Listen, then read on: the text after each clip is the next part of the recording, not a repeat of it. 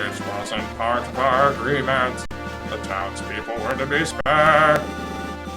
Oh, really? You'll escape with your life. That I did promise. However, I said nothing about the others. What are you waiting for? Take them away! But you, Dodson, I'll leave you alive. You might just know something about Dark Dragon. I mean, about the legacy of the gods.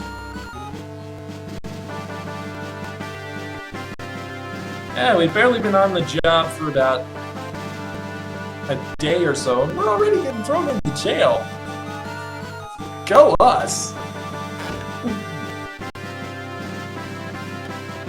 On the plus side, you remember that priest that disappeared? He's in jail too! You've been arrested too? I'm a priest. The rule fast army are not to be trusted. That's what I told the king. And then I was thrown in jail. I'm really behind bars. And I'm still the priest. I'll do all I can to help you. I feel so totally wrong giving the priest that particular voice.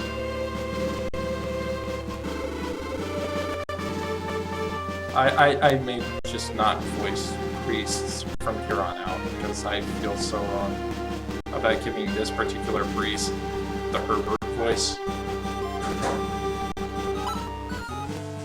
So anyway, nobody's dead, but we might as well record while we're here. You know, just in case.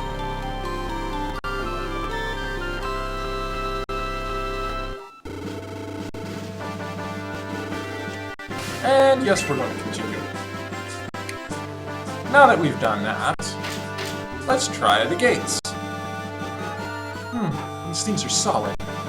No way to break through. Well, unless you roll a 20 on your strength check. Huh? I hear footsteps. Oh, hi, elven girl! Excuse me. I overheard the king and the others talking, but I was too frightened to speak up. Really, I'm so sorry. I can't stand to see you end up like this. Hold on a moment. I'll open it for you. We're being broken out of prison by an elf girl! Woohoo! Please, you must save our kingdom. The Runefast troops have stopped pretending. They're tearing the town apart, trying to flush out your friends. My name is Chris. I'm a healer attached to this castle. I'm not very strong, but I can heal wounds. I'll fight alongside you. Please, lend me your strength. I understand what you're saying. I'll see to it that the town is safe. I just can't let Runefast do whatever they want. And ladies and gentlemen, we now have another healer. So basically, another someone to lag behind everybody else and not really accomplish much. We'll get caught for sure if we go out this way. Chris, why have you locked us back in here? It's here somewhere. The passage leading to town. Ah! Here it is. Okay, I'll be waiting at HQ. Father, we'll be back, I promise. Aha! Trapdoor! Well, let's go up first and get this chest, because another healing item! Win! But we gotta go back down the stairs because there's no room to wiggle around the stairs. And actually, before we go into battle, I want to use that defense potion on someone, and I think I want to give it to...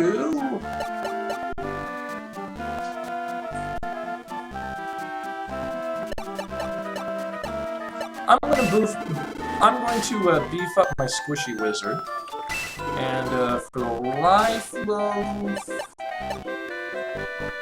I'm going to give that to Lo just so he can kind of help him out.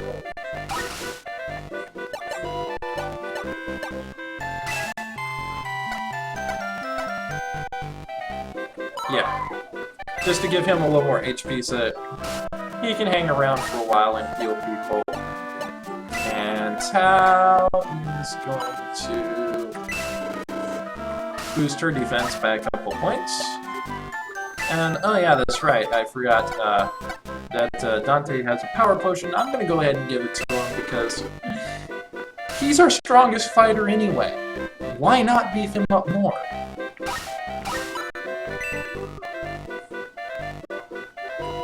Okay, so we can go down and talk to our party down in the Shining Force headquarters, or we can go up and straight into battle. Okay. Victory condition. Destroy all enemies. The clear bonus, if we clear it in 12 turns, we gain the Jagged Flash, which I believe is a special item. I am going to try to get that, but as always, no guarantees. And again, formation, we don't have to worry about that because we're nowhere near the party limit yet. Let's take a look at the map for this battle.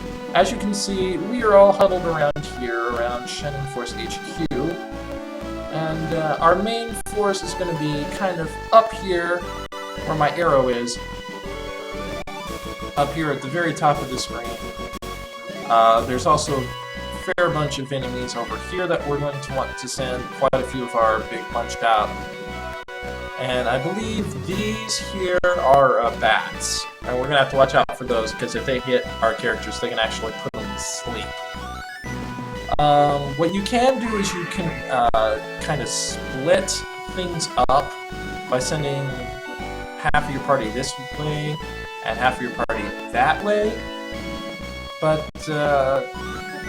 in fact, unlike in D&D, where it is never a good idea to split the party, for this battle, since we're kind of wanting to get things done fast, and we're wanting to do as much damage per turn as we can, this actually might be a good idea to do. And since we have 2 healers, you know, well, 3 actually, if you include Gong, we can separate our healing apart. And no, I'm not voicing this part. I'm not voicing this part because, yeah, it looks like we're going to be fighting Kane right now, but no, he's not our boss. Not this time. Yeah. Yeah, the Rune-Fast Army, which has a total of 10 people. That's okay, we've got an army of 10 as well. Most of the battles in this game, don't worry about it, Cap, I don't mind. Most of the battles in this game are basically, the armies are basically the size of your average regular squadron. But I think that's largely for simplicity's sake. I mean, if you look at the Fire Emblem series, it's pretty much the same thing in that regard, where it's just little pocket battles. Because, you know, back Famicom, Sega Genesis, GBA and such, you can't really program like big mass armies. So, yeah, it's long before the days when real-time strategy actually get introduced, where you could have bigger armies going up against each other. But we do have new enemies, so yeah. And of course, yeah, since she's a healer, we're not going to be putting Chris at the front lines. But first things first, we need to introduce our new enemies. Of course, we've got 4 Dark Dwarves here. As I said, we have the 4 bats here. We have 4 Rune Knights up here. Once bosses, now turned into standard enemies. But here are the new creatures. We're not going to be able to find stats on them just yet, because we haven't attacked or been attacked by them yet. But our new enemy units for this battle are the Sniper, who is a crossbow-using Dark Elf, and Dark Mage, which is kind of our boss character for this battle. And I'm sorry, Kenzie. You were trying to talk to me, and I was in the middle of something. I'm sorry. That's away. That's away. Yep, I see that. Alright, so like I said, we're going to be trying to split our forces up here. I'm gonna send Dante over this way to do some damage to the dwarves. Try and get them out of the way. I'll send Hans with him for some ranged attack. Gong is gonna go up.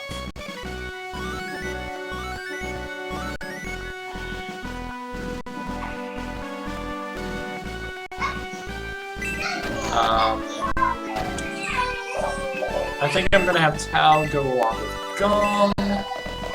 Send May over to the right. And since we're splitting up our forces, I am going to send Ken up instead of to the left. Or to the right, rather. Directions, what are they?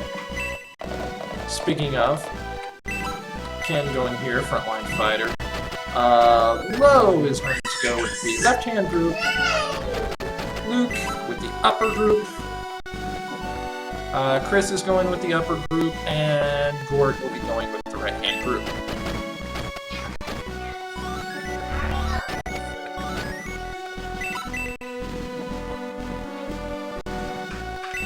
So now we have two parties of 5 each, so we're not really in a whole lot of danger by splitting up like this.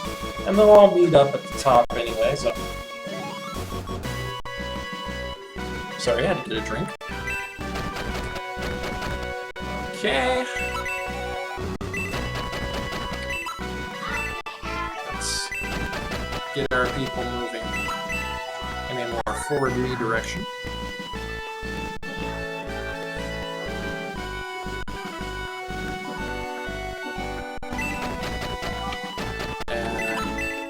Get them starting to go that way. I'm going to go ahead and put May ahead of Dante so that she can kind of tank and take hits for him, so that even though Dante is the better fighter, he's not taking a whole lot of damage.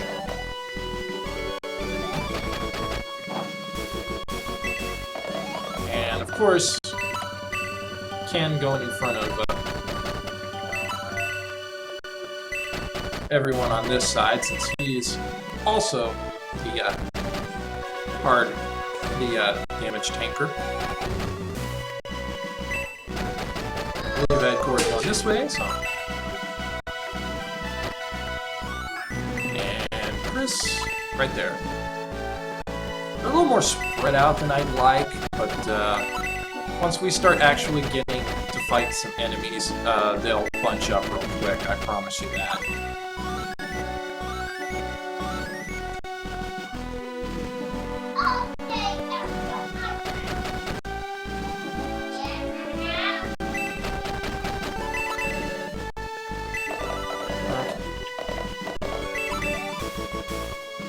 We'll be facing off against those dwarves very soon, I imagine. Oh, and snipers coming down to provide support fire for those bats there.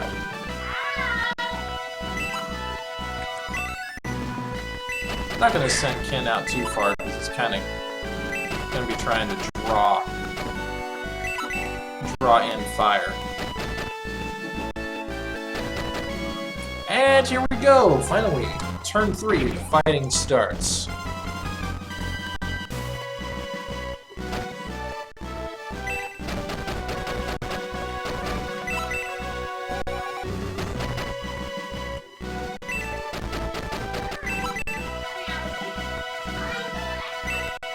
Alright, Dante, let's do this. What? 18, look at that! 18 points of damage to the dwarf. Like I said, that's our best attack